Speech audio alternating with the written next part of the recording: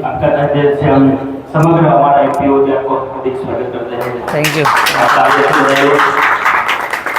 क्योंकि 70-30 की खेती पद्धति है वो अच्छी तरह से समझाते हैं और बहुत पूरा देश में खेती पद्धति जो बना केळानी અને આમાં થોડી આપણે સરસ મજાની માહિતી આપશે તો એમનું આપણે એપીઓથી હાર્દિક સ્વાગત કરીએ છીએ। ત્યાર પછી આપણી સાથે છે મહારાષ્ટ્રથી કિરણ કિસાન, એમનું પણ અમે હાર્દિક સ્વાગત કરીએ છીએ। ત્યાર પછી અમારી સાથે છે ગુજરાત પાલનપુરથી જયંતિભાઈ, એમનું પણ અમે હાર્દિક સ્વાગત કરીએ છીએ। ત્યારથી આઈએ અમારે સાથે છે અમારા મદદનીશ ખેતી નિયામક એવા ડોક્ટર રિઝવાન સાહેબ, એમનું પણ સ્વાગત કરીએ છીએ। ત્યાર પછી કૃષિ વિજ્ઞાન કેન્દ્રમાંથી ડોક્ટર વિનીતભાઈ સવાણી સાહેબ છે, એમનું પણ આપણે હાર્દિક સ્વાગત કરીએ છીએ। સાથે છે બાગાયત અધિકારી એવા મેહુલભાઈ, એમનું પણ સ્વાગત કરીએ છીએ। અમારી સાથે છે કાપડિયા સાહેબ, એઓ પણ ખૂબ ડિલાઇટમાંથી છે, એમનું પણ સ્વાગત કરીએ છીએ। સાથે સાથે આપ સૌ પધારેલા आसपासना जुदा जुदा गामोमांथी पधारेला सौ धरतीपुત્રો हार्दिक स्वागत કરીએ છીએ। विशेष समय नहीं लेता આપણે ડોક્ટર બલરામ દેસાઈને સાંભળવાના છે, એમને હેન્ડઓવર કરીએ કે આપ આપની પદ્ધતિ અને વિધિવત રીતે આપ શરૂ કીજીએ। Thank you. ये माइक वाला ब्रदर कोई है साथ में यहाँ पे? आप लोगों को आवाज़ बराबर आ रही है? गूंज रही है? थोड़ी गूंज रही है ना? हेलो, पीछे बालकनी तक अच्छी आवाज जानी चाहिए तो मूवी अच्छी दिखेगी। बहुत अच्छा लग रहा है। गुजरात में मैं अभी 1 सप्ताह के लिए हर किसान तक पहुंच रहा हूं जहां जहां मुझे बुला रहे हैं। और यहाँ पर कल रात में मैं लगभग 1 बजे पहुंचा था, लेकिन जो मित्र ने मुझे बुलाया, इनवाइट किया, आप करीब 1 से 1.5 घंटे से रास्ते पर इंतज़ार कर रहे थे कहीं भटक ना जाए। तो इस तरह का स्वागत और सत्कार केवल गुजरात में ही मिल सकता है, इसके लिए मैं तहे दिल से धन्यवाद करूँगा।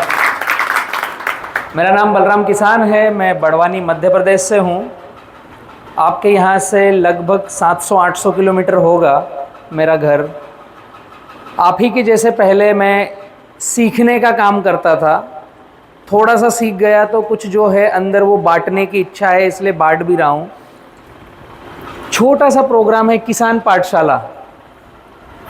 इससे समझ में आ रहा होगा कि हम सब पढ़ाई करने के लिए आज यहाँ आए हैं, कुछ सीखेंगे और आप लोगों के पास अगर कुछ अच्छा हो तो आप सिखाइएगा भी। हम चर्चा करेंगे, दिन भर का सेशन रहेगा, फसलों पर ही बातें करनी है। कहीं इधर उधर निकले तो रोकिएगा कि फसलों पर ही हम चलें सीधे किसान पाठशाला में केवल बच्चे नहीं, वयस्क और बूढ़े भी रहते हैं। और मंचासीन सभी को मैं नमन करूंगा। आपकी आज्ञा से मैं आगे शुरुआत करूंगा किसान पाठशाला। आप भी आइए ना, नीचे क्यों हैं? और मुझे अभी यहाँ पर बतलाया गया था कि मनसुख मांडविया जी भी हमारी पाठशाला में शामिल होंगे, जो भारत सरकार के मंत्रालय में है। तो ये किसान पाठशाला के लिए और हम सब किसानों के लिए बड़ी खुशी की बात है कि हम जो 70-30 खेती को सुन रहे हैं, देख रहे हैं, एडॉप्ट कर रहे हैं, उसे भारत सरकार भी सुनेगी, देखेगी और समझने की चेष्टा करेगी। मैं मेरे व्याख्यान चालू करूं उसके पहले मुझे कुछ पूछना है आप लोगों से। मुझे मित्रों ने बताया गया है, जिन्होंने मुझे बुलाया है, कि हमें केले पर चर्चा करनी है, आम पर चर्चा करनी है। ये 2 विषय मुझे पता है।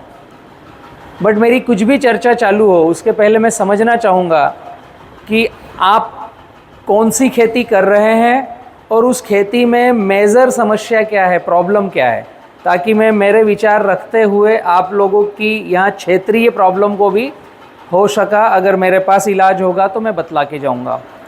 तो मैं चाहूँगा कि आप लोग मुझे बताएं यहाँ पर कौन सी खेती होती है। हेलो, सुन रहे हो क्या मुझे? कौन सी खेती करते हो आप लोग? केला। एक हुआ केला, और आम, और हेलो पपैया, पपीता, हाँ, और नींबू और मूंगफली, मूंगफली। 6 नंबर पे कपास, बैंगन भी मैंने देखा था यहाँ पर, सब्जी भाजी लगता है। ओके, बड़ी बड़ी फसलें लगभग सारी बतला दी आपने, बाकी कुछ छोटा छोटा भी हो रहा होगा। मक्का कहीं कर रहा होगा, कोई तुआर कर रहा होगा, कोई ज्वारी बाजरा कर रहा होगा, ऐसा है। ओके, तो बड़ी फसलें लगभग ये नाम आए हैं, 8 फसलों के नाम आए हैं बड़ी। इनमें से मुझे कुछ अगर आपकी समस्या बताओगे कि जैसे मैं बात करूं केले में, आम, पपीता, नींबू में क्या समस्या है जिस पर मैंने थोड़ा फोकस करना चाहिए ताकि आपका आना यहाँ पर सार्थक हो, ऐसे कुछ है? CMV वायरस, केले में CMV वायरस, ओके। कैंकर, नींबू में कैंकर, नेमेटोड, नेमेटोड सब्जी भाजी में, आम में मैंगो ऊपर, इसमें क्या गड़बड़ हो रही है? मैंगो ऊपर जो होता है ना, हाँ, ऊपर और माल बोल रहे थे। ओके। आम मुझे लगता है यहाँ काफ़ी ज़्यादा मात्रा में है, ओके। डिसीज़ ज़्यादा है। वैरायटी कुछ नाम बतला पाओगे कौन सी ज़्यादा हो रही है? केसर, एक ही वैरायटी है, ओके। केसर, ठीक है। सब्जी भाजी कितने व्यक्ति लगाते हैं? 1 2 3 4 5 6 7 8, ओके, सभी लगभग लगाते हैं। ये जो कैटेगरी है ना फसलों की, इसमें लगभग सभी तरह की फसलें आ गई। अगर हम बात करें सब्जी की तो ये 21 दिन की ड्यूरेशन की क्रॉप है। अगर हम बात करें मूंगफली की तो ये भी शॉर्ट ड्यूरेशन की क्रॉप है, छोटी फसल है। मतलब हम कम उम्र की फसल से लेकर के आम जो सदाबहार 15-20 साल 25 साल रहेगा, हर तरह की फसलें हैं यहाँ पर। और जिस तरह का पानी मैंने यहाँ पर देखा, तालाब का, आपका मिट्टी का टेक्सचर देखा, रेतीली कंकरीली मिट्टी है, कहीं पर ब्लैक सॉइल है, बट कंकर के प्रतिशत ज़्यादा है, कंकरीली है। कंकरीली के फ़ायदे भी हैं और नुकसान भी हैं। फ़ायदे क्या हैं? जैसे ही हम कुछ फर्टिगेशन करेंगे, इरिगेशन करेंगे तो पौधा जल्दी से भोजन उठाता है। नुकसान क्या है? जैसे ही पानी हमारा लेट हुआ, कड़क होकर चिपकेगी, और रेत या कंकर के प्रतिशत मिलने वाली मिट्टी में जैसे ही पानी लेट हुआ और कड़क होकर चिपकेगी तो वहाँ पर रूट डैमेज होना चालू होगी, जड़ सूखना चालू होगी। धूप में अगर उन कंकरों पर, पत्थरों पर धूप जा रही है, फसल की हाइट कम है, तो वह धूप से वह कंकर पत्थर गर्म होंगे और उसके पास जो हमारी रूट गई है वो जड़ सूखेगी, जलेगी और कमज़ोर होगी। तो जिस तरह का मैंने आपके मिट्टी का टेक्सचर देखा है, मैक्सिमम खेतों में मैं विज़िट भी किया हूँ, मेरा ये 4था प्रवास है। मैं पहले भी 2 बार आ चुका हूँ, और महुआ में मेरा एक किसान पाठशाला था लगभग 3 साल पहले, जस्ट लॉकडाउन के बाद या पहले ऐसा कुछ रहा होगा, पहले था, लॉकडाउन के पहले था। तो थोड़ा सा मुझे जानकारी है आप लोगों के क्षेत्र के बारे में। इस तरह की मिट्टी में बहुत ही सेंसिटिव तरीके से हमें काम करना पड़ेगा। कुछ चीज़ें ऐसी है कि हमें बस जस्ट समझ में आता है कि खेत में जाकर काम करना है, लेकिन कुछ चीज़ें ऐसी रहती है कि जिस पर ध्यान रख कर के काम करना पड़ता है। जैसे एक आता है वाटर मैनेजमेंट, पानी प्रबंधन। इस तरह की मिट्टी में पानी प्रबंधन का बहुत बड़ा योगदान है, जिससे आपका उत्पादन काफ़ी कम हो सकता है या काफ़ी बढ़ सकता है। ओनली पानी प्रबंधन को सही हम करेंगे तो उत्पादन में 50% से ज़्यादा घटोतरी बढ़ोतरी हो जाती है। काफ़ी मित्रों से मैंने सुना था कि आम कहीं कहीं पर तो मतलब जो आना चाहिए उसके 10% आ रहा है। ऐसा हो रहा है ना, मार्केट में डिमांड है आम की, हमारे खेत में आम है नहीं, तो उस समय ऐसा लगता है कि अब पूरा साल ही, सीज़न ही निकल गया और मेरी फसल आ नहीं पाई। तो आम जैसी फसल की रूट्स डेप्थ में जाती है, गहराई जाती है, लंबी दूर से पानी निकाल के लाती है, बट उसके ऊपर की सतह पर हम कैसे वाटर मैनेजमेंट करें, उससे भी निर्भर करता है कि हम उसमें कैसे सेटिंग लाएंगे। और जिस तरह का क्लाइमेट हो गया है हमारा अभी ग्लोबल वार्मिंग के कारण, कभी भी बारिश आ रही है, कभी भी गर्मी 40 डिग्री पे चली जाती है, और ठंड आती है तो कभी भी पारा नीचे चले जाता है। तो अनइवन जो मौसम हो गया है ये हमारी सभी फसलों को इफ़ेक्ट करता है, जिसमें आम भी शामिल है। और क्षेत्र वाइज काफ़ी इंडस्ट्रीज़ होने से, हवा पॉल्यूशित होने से जो बड़े पेड़ हैं वो जो शोषण कर रहे हैं, वो टॉक्सिन को भी शोषण कर रहे हैं। टॉक्सिन को अगर मैं सरल भाषा में कहूँ तो जो पेड़ पौधों को कार्बन डाइऑक्साइड लेना है, केवल उनको कार्बन डाइऑक्साइड ही नहीं मिल रही, और भी बहुत सारी गैसें मिल रही है। जैसे हमें ऑक्सीजन लेना है, तो अभी वायुमंडल का वातावरण ऐसा है कि हम केवल ऑक्सीजन ही नहीं ले रहे हैं, और भी बहुत सारी दूषित गैसें हैं जो हमारी बॉडी को शूट नहीं करेगी, वो भी वायुमंडल में होने के कारण हमें लेना पड़ रहा है।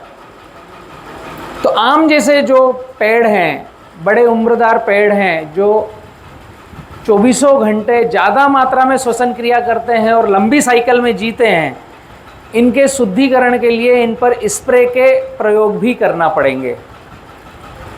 सिंपल सी टेक्निक बताऊंगा मैं आगे, बट छोटी सी बात अगर मैं करूं कि आम के पौधे पर आप 15 दिन में एक बार पानी का स्प्रे भी करोगे तो रिजल्ट अभी जो आपका आ रहा है वो रिजल्ट बढ़ जाएगा।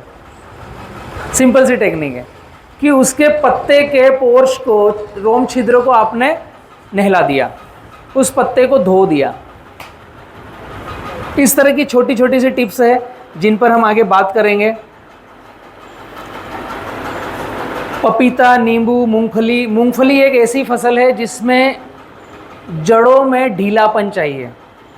मूंगफली का दाना खुद ही जड़ है, गठान जो है उसको फैलने के लिए ढीली मिट्टी चाहिए, और कंकरीली, रेतीली, चुनखड़ वाली मिट्टी जैसे ही पानी कम हुआ कड़क हो जाएगी, पानी दोगे वैसे ढीली हो जाएगी, पानी गया कड़क हो जाएगी। तो यहाँ पर मूंगफली का अगर विकास हमें बहुत ज़्यादा मात्रा में चाहिए तो पोरसपन चाहिए। इन द सेंस हमें ऐसी मिट्टी में बायोमास कार्बन की रिक्वायरमेंट ज़्यादा से ज़्यादा होगी जो ज़मीन को ढीला करके रखेगी।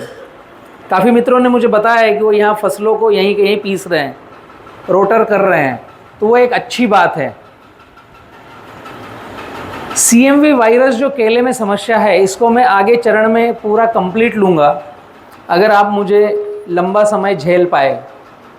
ऐसे मेरी प्रवृत्ति बोलना चालू होता हूँ तो जब सामने वाले बोलते हैं बस अब हमें पानी पीने जाना है, अब हमें 1 नंबर 2 नंबर जाना है, तो ही मैं छोड़ता हूँ, मैं छोड़ता नहीं हूँ जल्दी। आप में से कितने मित्र यहाँ से 100 किलोमीटर दूर से आए हैं? ओके, बाकी के आप 100 किलोमीटर के अंदर से हैं, बहुत बढ़िया। ये क्षेत्र में मैंने सुना है शेर भी काफ़ी है यहाँ पर, मतलब मैं शेरों की नगरी में हूँ। आप में से मुझे कुछ शेर जैसे ही दिख रहे हैं। काफ़ी कुछ सारे ही शेर है, क्योंकि मुझे बताया गया था। हेलो, मुझे रास्ते में आते समय मैंने सोचा कि मैं लेट हो गया हूँ, मैंने जयंती भाई को पूछा कि हम कौन से रास्ते से जा रहे हैं, क्योंकि इधर के क्षेत्र के बारे में जानकारी है कि रास्ते में, घरों में, कहीं पर भी आपको प्राणी मिलेंगे। तो काका बोले नहीं कोई दिक्कत नहीं, मक्का बोते हैं, केला बोते थे, तो आमने सामने होता है, बातचीत करते हैं यहाँ पे तो शेरों से। तो शेर इंसान को नुकसान नहीं करते क्योंकि वो भाई भाई है, उनको जिसे नुकसान करना हो उसी को नुकसान करते हैं। आप शेरों के साथ रह रहे हो, ये बहुत ही खुशी की बात है। और इस तरह का वातावरण हो गया है कि हमें बात करनी पड़ रही कि क्या आपने शेर को देखा। पहले बात होती थी कि शेर हमें रोज देखता था, मतलब पहले जंगल थे। अब जंगल, नदियाँ, तालाब, पहाड़ सब खत्म हो गए हैं और हम कृत्रिम वातावरण से बना रहे हैं तालाब, डैम बना रहे हैं, हम चेष्टा कर रहे हैं। तो ये सब ग्लोबल वार्मिंग के कारण है, छोटे छोटे से कारण हैं जिनको हम आज दूर करेंगे। हम कंटिन्यू रह पाए तो काफ़ी चीज़ों में हम आगे बढ़ेंगे, और इन सब चीज़ों को, CMV वायरस को, केसर की प्रॉब्लम को, इन सबको मैं ले करके आगे बढ़ूंगा। शुरुआती चरण में हम बात करेंगे कि हम खेती में क्या कर रहे हैं। और खेती में होना क्या चाहिए। पहला चैप्टर मैं स्टार्ट करता हूँ।